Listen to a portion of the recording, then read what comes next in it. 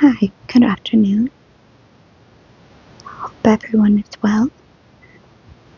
We're on part 9. Typhoid quarantine. Oh, sounds like a good time.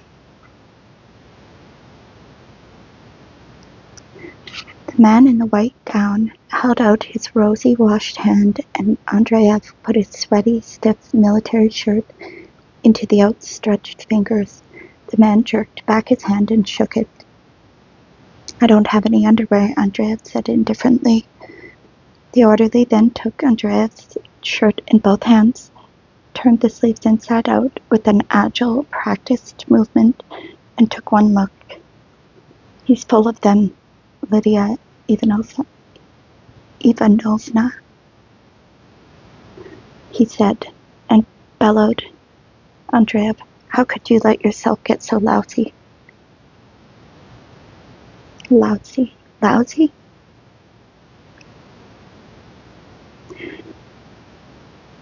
Lousy. No. It's not their fault, she said quietly, in a tone of reproach, stressing the word there, and took a stethoscope from the table. Andreev remembered this red-haired woman for the rest of his life, thanked her 1,000 times, and thought about her with warmth and tenderness. Why? Because she had stressed the word there in this, the only sentence that Andreev had ever heard from her. He thanked her for a kind word said at the right time. Did she ever learn of his thanks? The examination was brief and did not require a stethoscope. Lydia Ivanovna breathed on a violet rubber stamp and pressed it to a printed form, leaning on it heavily with both hands. She wrote a few words on it, and Andreev was taken away.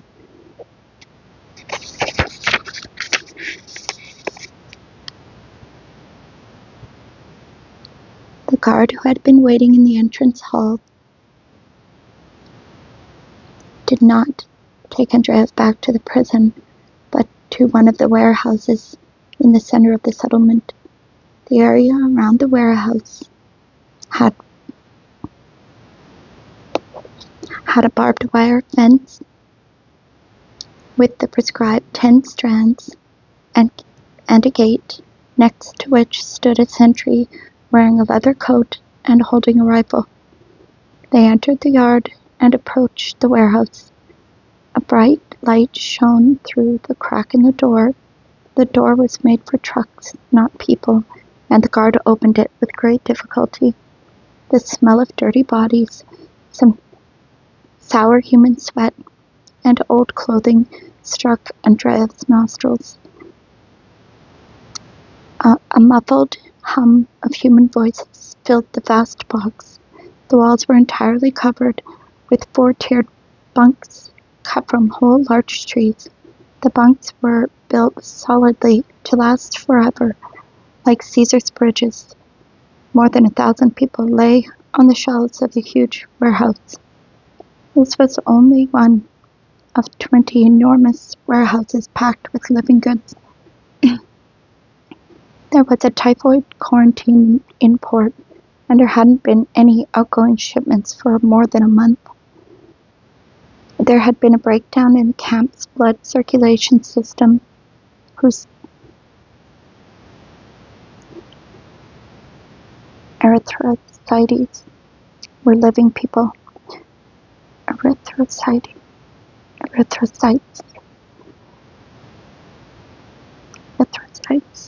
were living people.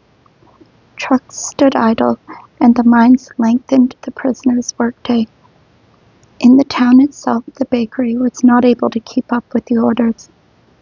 Every prisoner had to receive 500 grams, a little over a pound of bread per day, and bread was even being baked in private apartments. The authorities were growing ever more bitter over the fact that the town was slowly filling up with the convict slag that had to be thrown out by the mines, that had been thrown out by the mines in the taiga. There were more than 1,000 human beings in the warehouse to which Andreev had been brought, and which bore the then fashionable title of section. This multitude was not immediately noticeable. On the upper bunks, people lay naked in the heat. The prisoners on and beneath the lower bunk wore padded coats.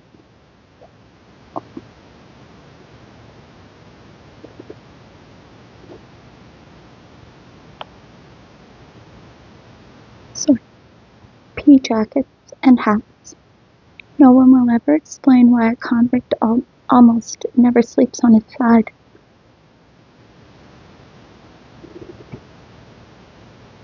Most of the men lay on their backs, and their bodies seemed like roasts or bumps in the wood, like bent boards in the enormous shelves.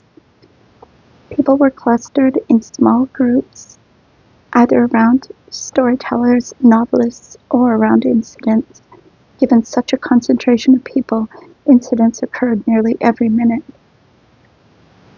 These men were being kept in the transit camp and had not been sent to work for more than a month.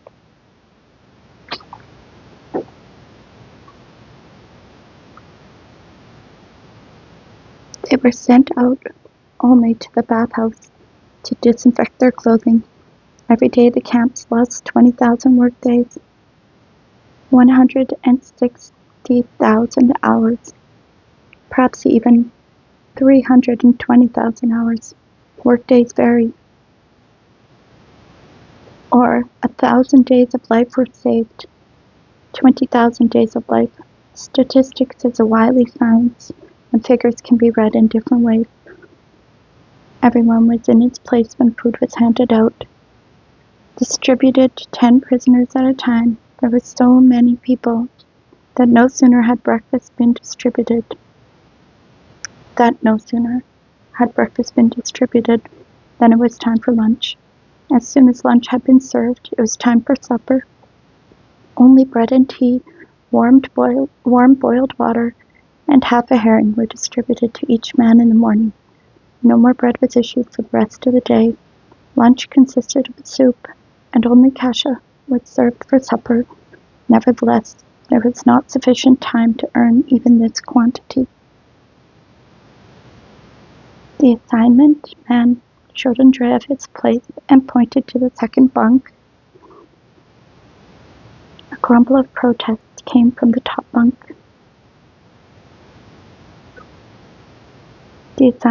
But the assignment man cursed back at the grumblers. Andreev gripped the edge of the shelf with both hands and unsuccessfully attempted to bring up his right leg. The assignment man's strong arm tossed him upward, and Andreev plunked down among the naked bodies. No one paid him any attention. The registration and settlement procedure had been carried out. Andreev slept. He awoke only when food was distributed, after which he would carefully and precisely lick his hands and fall asleep again. His sleep was not sound, however, since the lice refused to leave him in peace. No one questioned him, even though there were many people here from the taiga, and the rest were destined to end up there. They all knew this, and for that very reason, they wanted to know as little as possible about their inevitable fate. They were right, Andreev reasoned. They should not know everything that had been seen. Nothing could be avoided or foreseen. What use were extra fears? These were living people, and Andreev was a representative of the dead. His knowledge, a dead man's knowledge, was of no use to them, the living.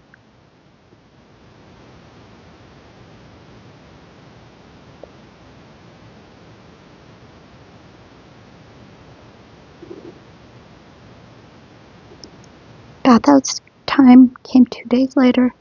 Bathing and clothing disinfection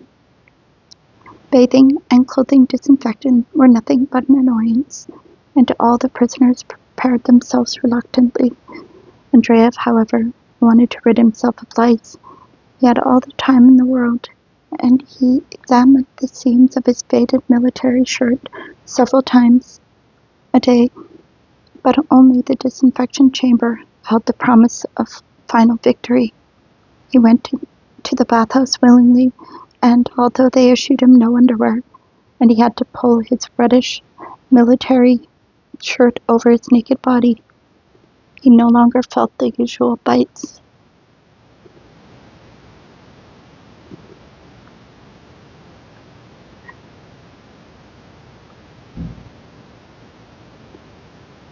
At the bathhouse, the usual portion of water was issued, one basin of hot water and one of cold, but Andreyev managed to deceive the waterman and get an extra basin.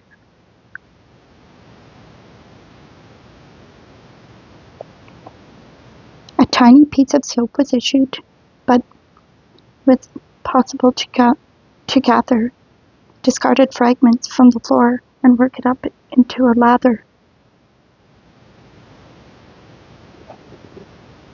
good lather, and work up a good lather. This was his best bath in a year. So what if blood and pus seeped from the scurvy ulcers on his shins? So what if people in the bathhouse recoiled from him in horror? So what if they walked around him and his lousy clothing in disgust? When clothing was returned from the disinfection chamber, the fur socks of Andreyev's neighbor, Ognev, had shrunk so much that they looked like toys. Ognev burst into tears, for the socks were his salvation in the north. Andreyev, however, stared at him without sympathy. He had seen too many men cry, for too many reasons. Some pretended, others were mentally disturbed, and still others had lost hope and were desperately bitter. Some cried from the cold. Andreyev had never seen anyone cry from hunger.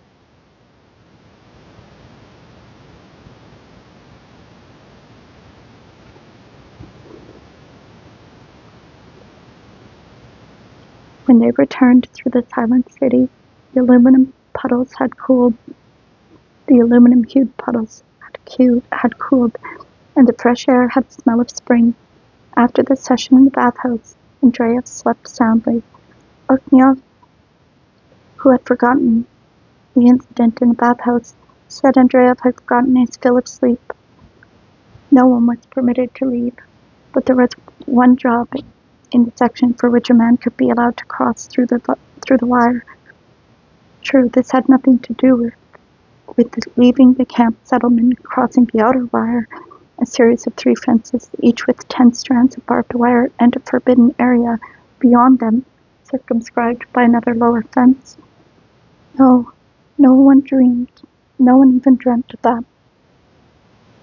They could only contemplate the possibility of leaving the immediate yard. Beyond the barbed wire of the yard was a cafeteria, a kitchen, storehouses, a hospital. In a word, a very different life, one forbidden to Andreyev. Only one person could pass through the fence, the sewage disposal man. And when he suddenly died, life is full of fortunate coincidences. Ognev accomplished miracles of energy and intuition. For 2 days he ate no bread. Then he traded the bread for a pressed fiber suitcase. I got it from Baron Mendel, Andreyev. Baron Mendel, a descendant of Pushkin. Far below, Andreyev could make out a long, narrow-shouldered figure of the Baron with his tiny bald skull, but he had never had an opportunity to make his acquaintance.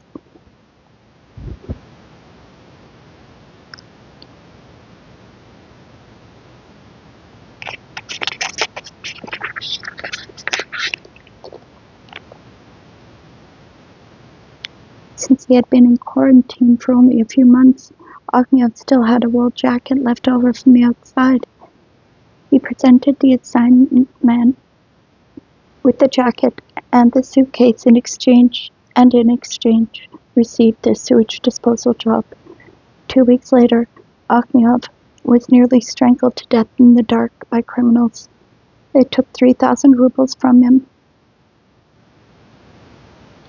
The ability to leave and enter quarantine evidently provided a number of business opportunities. Andreev scarcely saw Akhmyov during the heyday of his commercial career. Beaten and tormented, Akhmyov made a confession to Andreev one night as he returned to his old place. "They cleaned me out today,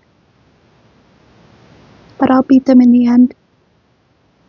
They think they know cards, but I'll get it all back." Akhmyov never helped Andreev with bread or money, nor was this the custom in such instances. In terms of camp ethics, he was acting quite normally.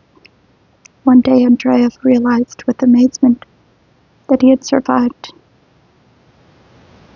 It was extremely difficult to get up from his bunk, but he was able to do it. The main thing was that he didn't have to work and could simply lie prone. Even a pound of bread, 3 spoons of kasha, and a bowl of watery soup were enough to resurrect a person so long as he didn't have to work. It was at this precise moment that he realized he felt no fear and placed no value on his life. He also knew that he had passed through a great test and had survived. He knew he would be able to use his terrible experience in the mine for his own benefit. The opportunity for a convict to exercise choice, free will, did in fact exist, however minutely.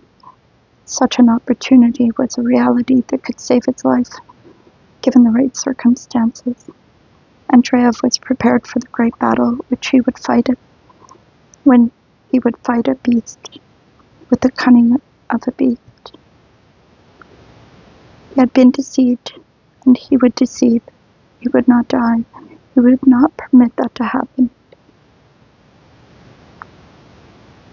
I declined to die. He would fulfill the desires and commands of his body and imparted to him at the coal mine. He would fulfill the desires and commands his body had imparted to him at the coal mine. He had lost the battle at the mine, but it would not be the last he fought. He was the slag rejected from the mine.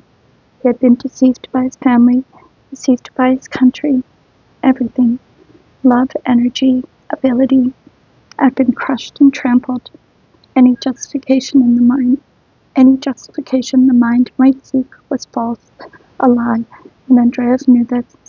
Only the instinct of a beast, roused by the mine, could and did suggest a way out.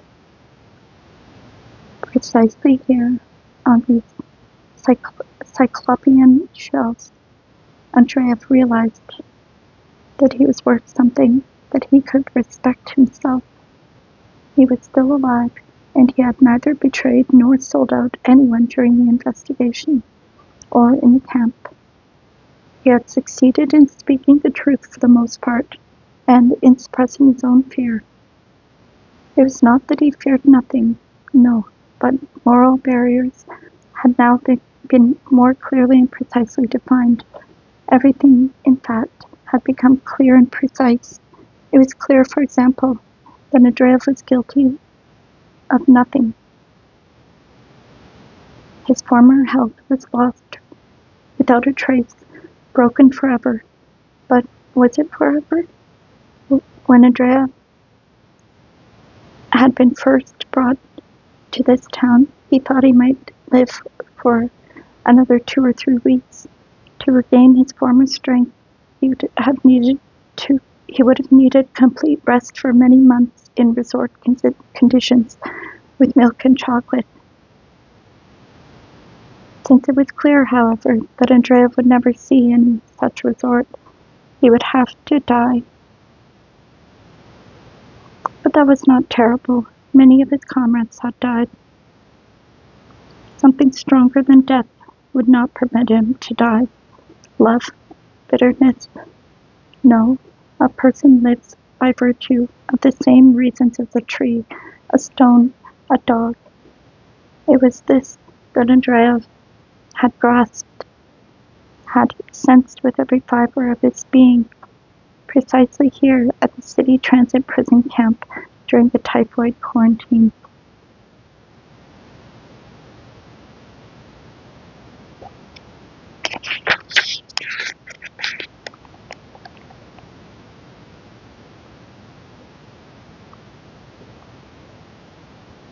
The scratch marks on Andreev's hands and arms healed faster than did his other wounds. Little by little, the turtle shell armor into which his skin had been transformed disappeared. The bright rosy tips of his frostbitten fingers began to darken. The microscopically thin skin which had covered them after the frostbite blisters ruptured thickened slightly, and above all, he could bend the fingers of his left hand. In a year and a half at the mines, both Andreev's hands had molded themselves around the handles of a pick and shovel. He never expected to be able to straighten out his hands again. When he ate, he would grasp his spoon by pinching the handle with the tips of his fingers, and he even forgot that its spoon could be held in any other manner. His living hand was like a hook, an artificial limb. It fulfilled only the functions of an artificial hand. He could, if he wished, use it to cross himself when praying to God, but in his heart there was nothing but bitterness, and his spiritual wounds could not so easily be healed. They were never to heal. At last, to his amazement, Andreev managed to straighten out his left hand one day in the bathhouse. Soon would come the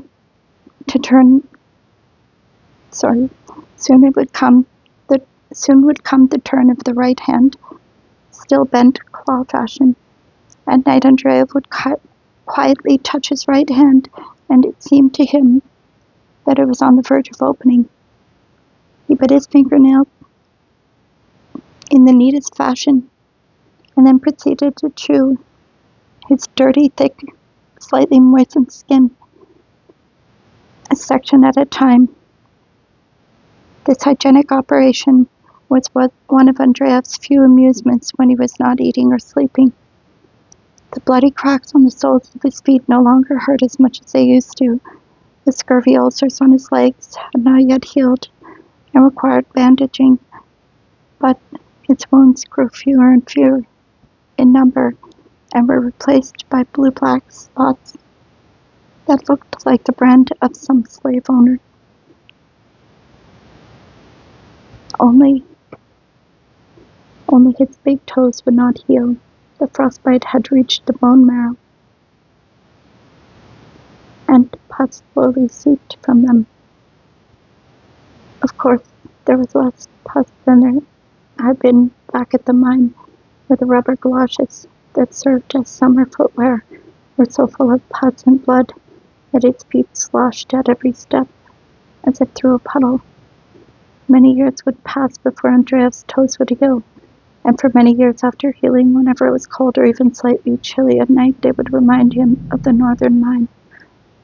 But Andreev thought of the future. He had learned at the mine not to plan his life further than a day in advance. He strove toward close goals like any man who is only a short distance from death. Now he desired one thing alone, that the typhoid quarantine might last forever. This, however, could not be, and the day arrived when the quarantine was up. That's so strange, because I've been feeling this exact way this last little while. I don't want to plan too far ahead.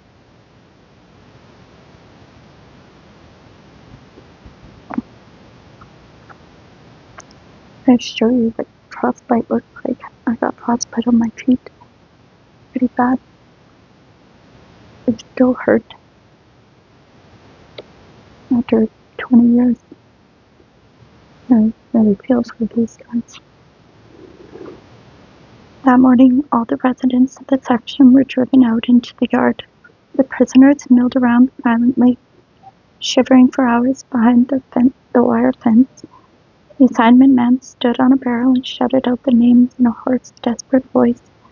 Those whose names were called left through the gate, never to return. Out on the highway, trucks roared so loudly that it was difficult to hear the assignment man.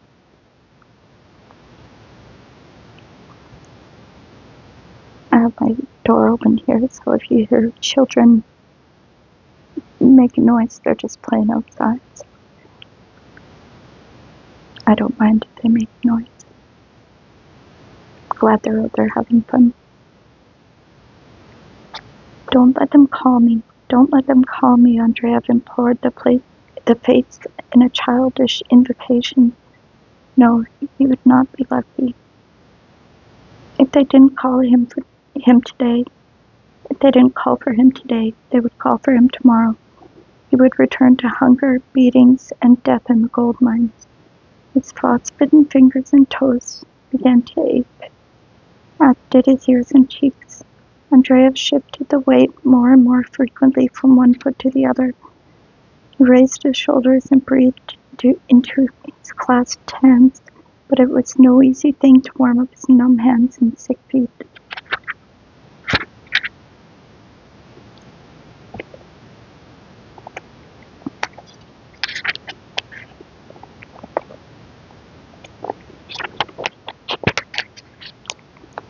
It was all of no use. He was helpless in the struggle with the monstrous machine whose teeth were grinding up his entire body. Varlamov, the assignment man called out Varlamov. The bastard has to be here. In a rage, the assignment man threw the thin yellow folder onto a barrel and put his foot down on the papers. Suddenly Andreev understood. As lightning shows the way in a storm, so his road to salvation was revealed. In his excitement, he immediately grew bold and moved forward toward the assignment man, who was calling out one name after the other. People disappeared from the yard, one after the other. But the crowd was still enormous. Now.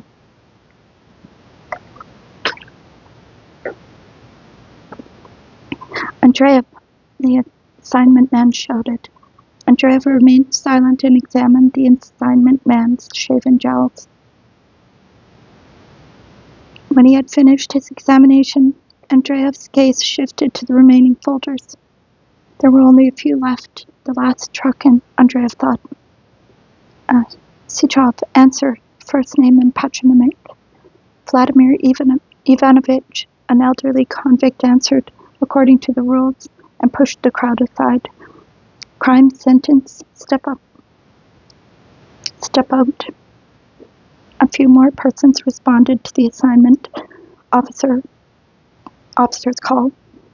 They left, and the assignment man left with them. The remaining prisoners were returned to the section. The coughing, stamping, and shouting quieted down and dissolved into the polyphonic speech of hundreds of men. Andreev wanted to live. He had set himself 2 goals and was resolved to achieve them. He saw with unusual clarity that he had to lengthen his stay here as long as he could, if possible, to the very last day. He had to control himself and not make any mistakes.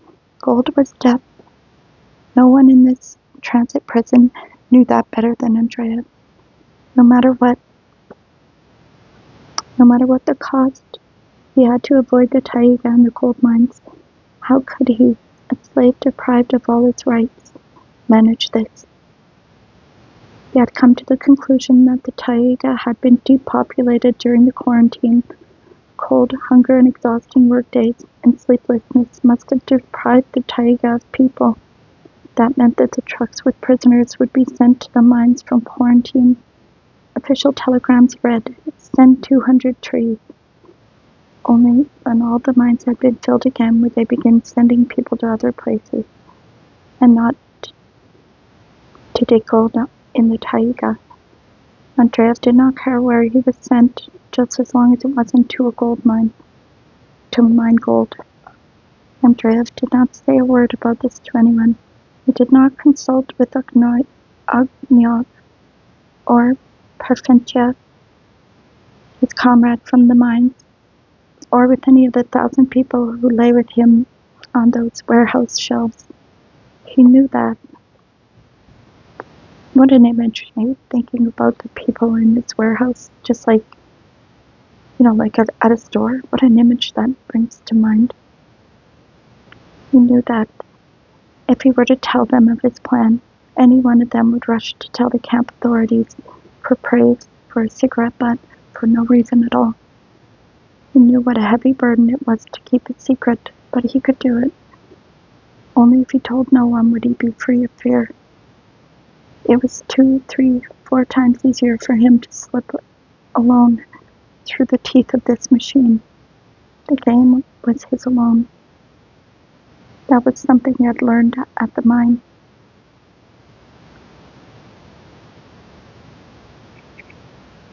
Andreev did not respond for many days. As soon as the quarantine was up, convicts were again used for work assignments, and the trick was not to be included in the large groups, since they were usually sent to do earth moving with picks, axes, and shovels. In smaller groups of 2 or 3 persons, it was easier to earn an extra piece of bread or even some sugar. Andreev had not seen sugar for more than a year and a half. His strategy was simple and accurate. All these jobs were, of course, a violation of regulations in the transit prison, but there were many people who wanted to take advantage of free labor. People assigned to earth-moving detail hoped to be able to beg for some tobacco or bread. And they succeeded, even from passers-by. Andreev would go to vegetable storage areas where he could eat his fill of beets and carrots, and bring home a few raw potatoes, which he would cook. The ashes of the stove, which he would cook in the ashes of the stove and eat half raw. Conditions demanded that all nutritional functions be performed quickly. Then there were too many hungry people around.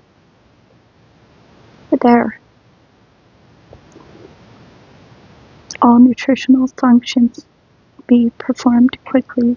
There were too many hungry people around. Andreev's days were filled with activity and began to acquire certain meaning. He had to stand in the cold every morning for 2 hours, listening to the scheduling officer call out names, and when the daily sacrifice had been made to the Maloj, everyone would tramp back into the barracks, from where they would be taken to work. Andreev worked at the bakery, carried garbage at the women's transit prison, and washed the floors in the guards' quarters, where he would gather up the sticky, delicious meat leftovers from the officers' table. When work was over, mountains of bread and large basins of starchy fruit pudding would be brought to the kitchen, and everyone would sit down, eat, and stuff their pockets with bread. Most of all, Andreev preferred to be sent alone, but that happened rarely. His small group strategy failed him only once. One day, the assignment man, who remembered Andreev's face but knew him as Muravyev, said to him, "I found you a job you'll never forget, chopping wood for the camp director. There'll be 2 of you." Joyously, the 2 men ran ahead of the guard, who was wearing a cavalry overcoat. The guard slipped, stumbled, jumped over puddles, holding the tails of his coat with both hands. They soon reached a small house with a locked gate and barbed wire strung along the top of the fence. The camp director's orderly opened the gate, took them without a word to the woodshed, closed the door, and loosed an enormous German shepherd into the yard. The dog kept them locked up until they had cut and split all the wood in the shed. Later that evening,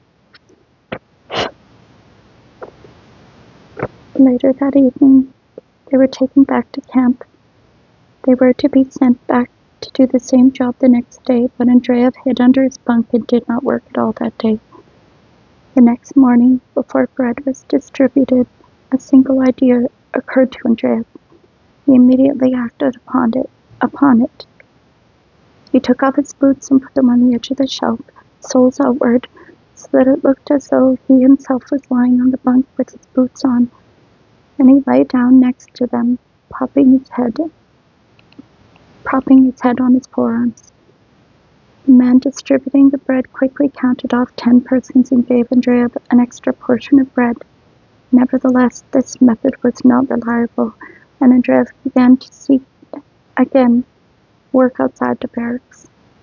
Did he think of his family? No. Of freedom? No. Did he recite poetry from memory? No. Did he recall the past? No. He lived in a distracted bitterness and nothing more. It was then that Andreev came upon Captain Schneider. The professional criminal had occupied a place close to the stove. Their bunks were spread with dirty quilts and pillows of various sizes. A quilt is the inevitable companion of any successful thief, the only object that he carries with him from prison to prison. If a thief does not own a quilt, he will steal one or take it away from another prisoner. As for the pillow, it is not only a rest for his head, but it can be quickly converted into tables for endless card battles. Such a table can be given any form, but it is still a pillow. Card players will lose their pants before they part with their pillows. The most prominent criminals, that is,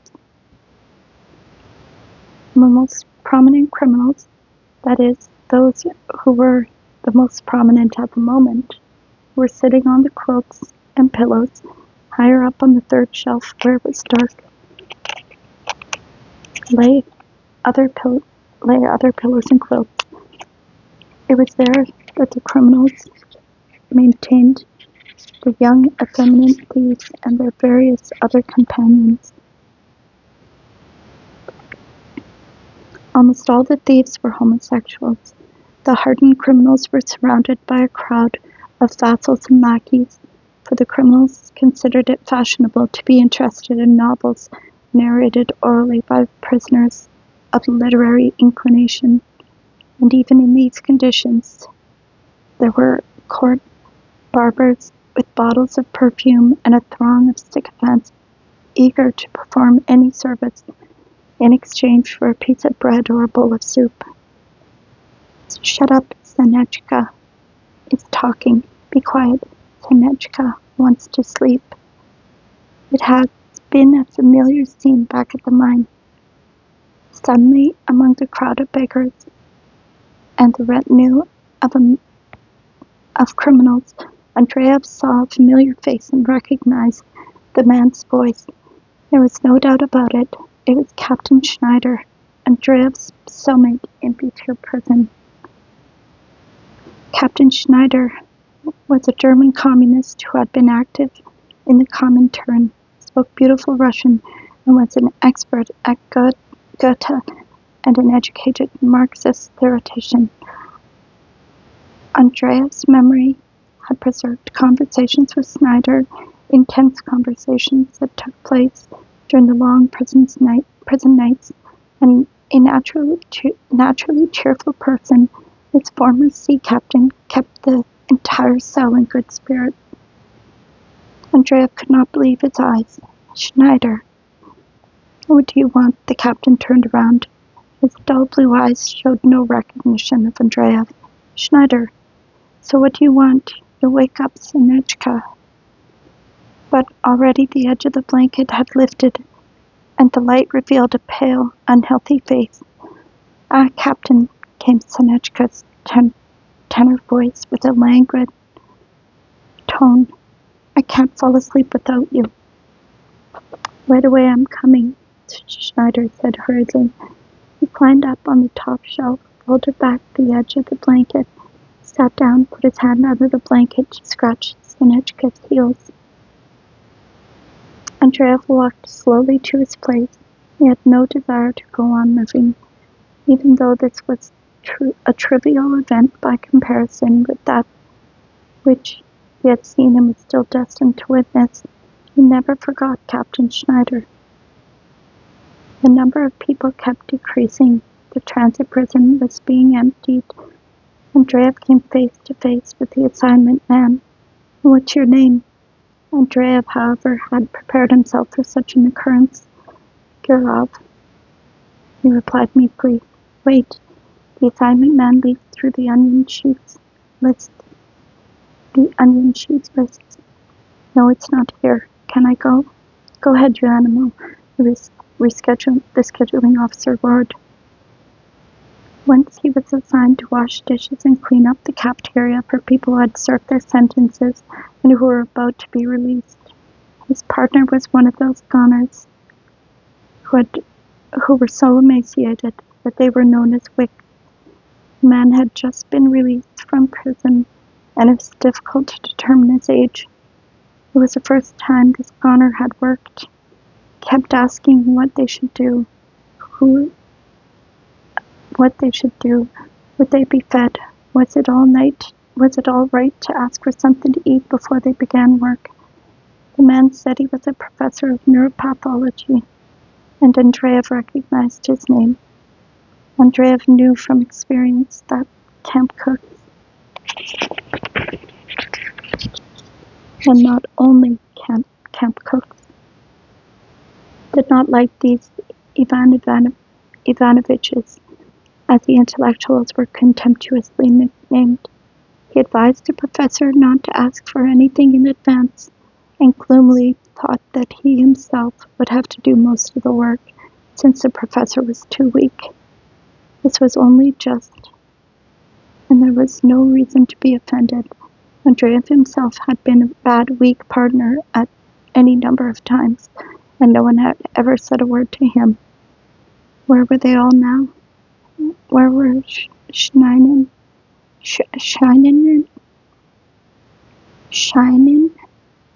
Ryutin, Klostov? They had all died, and he alone, Andreev, had been resurrected. Of course his resurrection was yet to come, but he would return to life. Andreev's suspicions were confirmed. The professor was a weak, albeit fussy partner. When the work was finished, the cook sat them down and placed an enormous tub of thick fish soup and a large plate of kasha before them. The professor threw up his hands in delight, but Andreev had seen men at the mines eat 20 meals, each consisting of 3 dishes of bread. He cast a suspicious glance at the proffered refreshments. No bread? Andreev asked gloomily.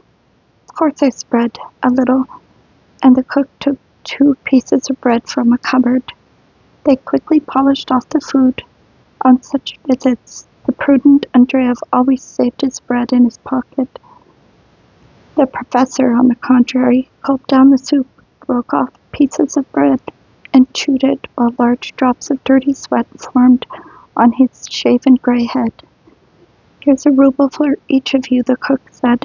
I don't have any more bread today. This was a magnificent payment. There was a commissary at the transit prison where the civilians could buy bread. Andreev told the professor about this. Yes, you're right, the professor said, but I saw what they also sold.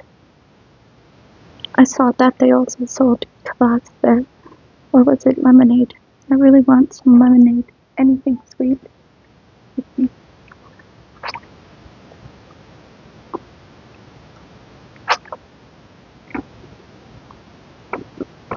So, it's up to you, Professor. But if I were you, I'd buy bread. Yes, I know you're right, the professor repeated, but I really want some sweet lemonade. Why don't you get some too? Andreev rejected that suggestion out of hand. Ultimately, Andreev managed to get himself assigned to washing floors alone at the bookkeeping office. Every evening he would meet the orderly, whose duties included keeping the office clean. There were 2 tiny rooms, crowded with desks, each of which occupied more than 4 square yards. The work took only about 10 minutes, and at first Andreev could not understand why the orderly hired someone to do the job.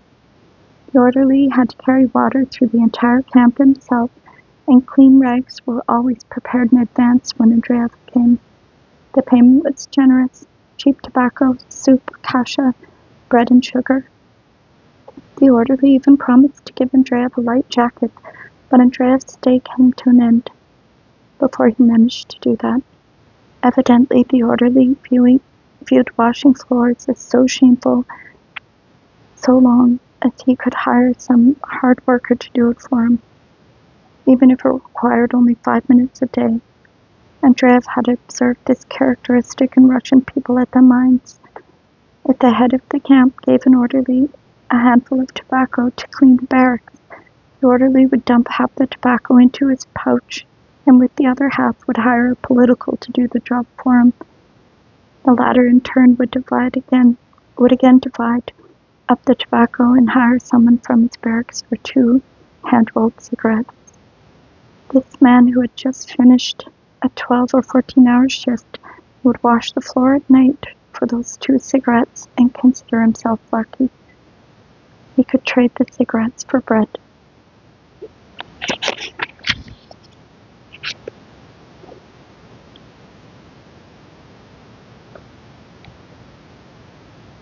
Currency questions represent the most complex area of camp economy. Standards of measurement are amazing. Tea, tobacco, and bread are the exchangeable hard currencies. On occasion, the orderly would pay Andreev with coupons redeemable in the kitchen. These were rubber-stamped pieces of cardboard that worked rather like tokens: 10 dinners, 5 main courses, and so on.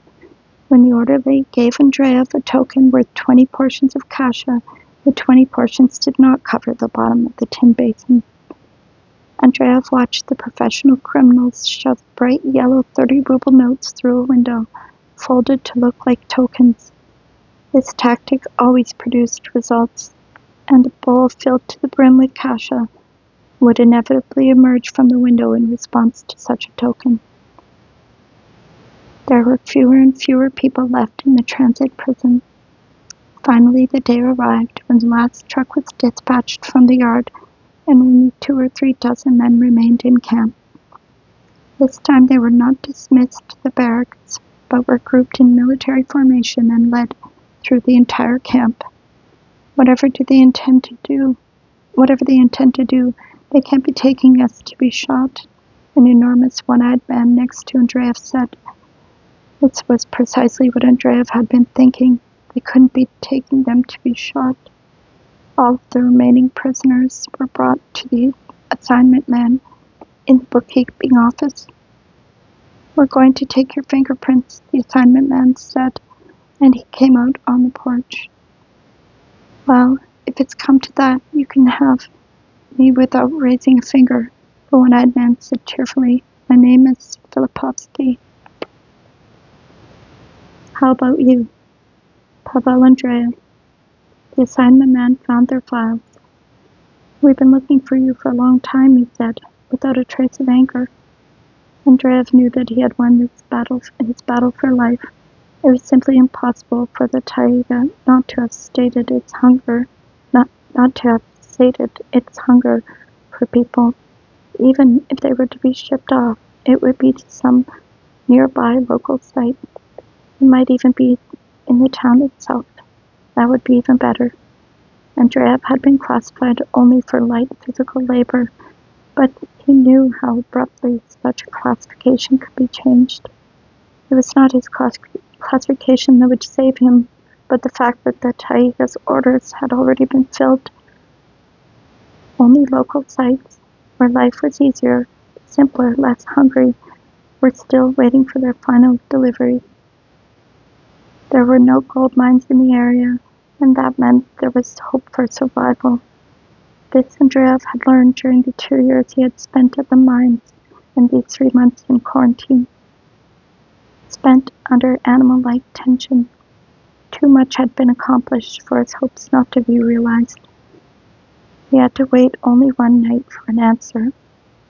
After breakfast, the assignment man rushed into the barracks with a list, a small list. Andreev immediately noted with satisfaction. Lists for the mines inevitably contained 25 men assigned to a truck, and there were always several of such sheets, not just one. Andreev and Filipovsky were on the same list. There were other people as well, only a few, but more than just 2 or 3. Those whose names were on the list were taken to the familiar door of the bookkeeping department. There were 3 other men standing there, a gray-haired, sedate old man of imposing appearance, wearing a good sheepskin coat and felt boots, a fidgety, dirty man dressed in a quilted jacket and quilted pants with foot-cloths instead of socks protruding from the edges of his rubber galoshes. The third was wearing a fur jacket and a fur hat. That's a lot of them, the assignment man said. Will they do? The man in the fur jacket crooked his finger at the old man. Who are you? Yuri Izgibin, convicted under Article 58 of the Criminal Code, sentenced 25 years, the old man reported vigorously.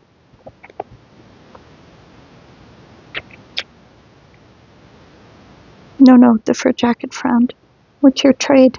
I can learn your case history without your help. Stove builder, sir. Anything else? I'm a tinsmith as well. Very good. How about you? The officer shifted his gaze to Filipovsky.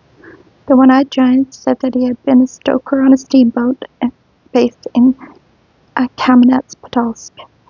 How about you? The dignified old man unexpectedly muttered a few words in German. What's that all about? Fur jacket asked with an air of curiosity. That's our carpenter. His name is Versorger, and he does woodwork. Good work. He's sort of lost his bearings, but he'll be all right. Why does he speak German? He's from the German Autonomous Republic of Saratov. And how about you? The last question was directed at Andreev. He needs a tradesman and working people in general. Andreev thought, I'll be a leather dresser. Tanner, sir. Good, how old are you? 31. The officer shook his head. But since he was an experienced man and had seen people rise from the dead, he said nothing and shifted his gaze to the 5th man, who turned out to be a member of the Esperantist Society. You see, I'm an agronomist. I even lectured on agronomy, but I was arrested as an Esperantist. What's that, spying? The fur coat asked indifferently. Something like that, the fidgety man responded. What do you say? The assignment man asked.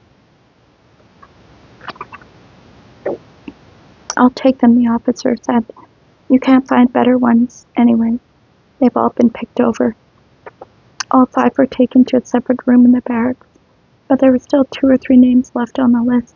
Andreev was sure of that. The scheduling officer arrived. Well, where are we going?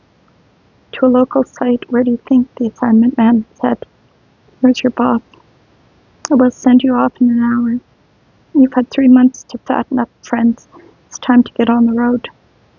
They were all summoned in an hour, not to a truck but to the storeroom. They probably want to change clothes, Andreev thought. April is here and it will soon be spring. They would issue summer clothing, and he would be able to turn in his hated winter-lined clothing. Just cast it aside and forget it. Instead of summer clothing, however, they were issued winter clothing. Could this be an error? No winter clothing was marked in red pencil on the list. No, it was marked in red pencil. Not understanding anything, they donned quilted vests, pea jackets, and old patched felt boots, Jumping over the puddles, they returned to the barracks room from which they had come to the storehouse.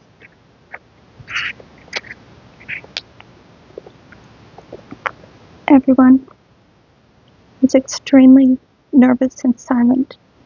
Only Fasorger kept muttering something in German. He's praying, damn him, Filipovsky whispered to Andreev. Does anyone understand what's happening? Andreev asked. The gray-haired stove builder, who looked like a professor, was enumerating all the near sites. The port, a mine 4 kilometers from Magadan, one 17 kilometers from Magadan, another 23 kilometers from the city, and still another 47 kilometers away. Then he started on the road construction sites, places that were only slightly better than gold mines. The assignment man came running. Come on out, march to the gate. Everyone left the building and went to the gates of the transit prison. Beyond the gates stood a truck, the bed of which was covered with a green tarpaulin. Guards assumed command and take your prisoners. The guard did a head count. Andreev felt his legs and back grow cold. Get in the truck. The guard threw back the edge of the large tarpaulin. The truck was filled with people dressed in winter clothing. Get in. All 5 climbed in together. All were silent. The guard got in the cab. The motor roared up and the truck moved down the road leading to the main highway.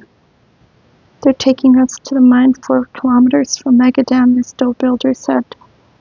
Posts marking kilometers floated past. All 5 put their heads together near a crack in the canvas. They could not believe their eyes. 1723, Filipovsky said. A local mine bastards, the stove builder hissed in a rage. For a long time the truck wound down the twisted highway between the crags. The mountains resembled large haulers with bent backs. 47, the fidgety Esperantist squealed in despair. The truck rushed on. Where are we going? Andreev asked, gripping someone's shoulder. We'll spend the night at Akat, 208 kilometers from Magadan, and after that, I don't know, give me a smoke. Puffing heavily, the truck climbed a pass in the Yablonnavi range.